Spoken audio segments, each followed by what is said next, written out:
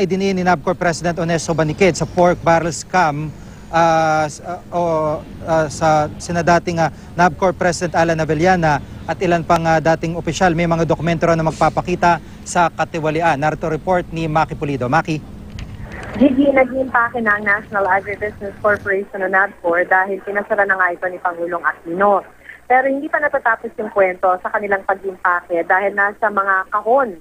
Yung mga kahon-kahon ngayon na nasa loob ng opisina ng NABCOR, yung mga ebidensya kung paano nagamit ang ahensya ng ilang mambabata sa pork barrel scam.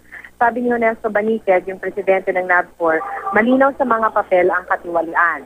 Hindi raw maitatanggi sa mga dokumento na sangkot sina Alan Avellana, Rodora Mendoza at Victor Cacal dahil pirmado nila ang mga papeles na nagbigay daan sa scam. Sina Avellana, na dating presidente ng NABCOR, at si Mendoza, na dating vice president for Finance, ay kasama sa mga kinasuhan ng plunder. Si Cacal, dating head ng General Services ng ahensya, ay nakasuhan din. Sa basa ni Baniqued, sila sina Avellana, Mendoza at Victor Cacal lang daw ang nagsabuatan at inilabas sa transaksyon ang iba pang vice president ng NABCOR.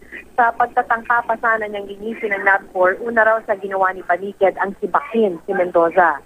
Bilang presidente ng NABCOR, pinatigil ni Baniqued ang pagpasok ng pork barrel sa NABCOR.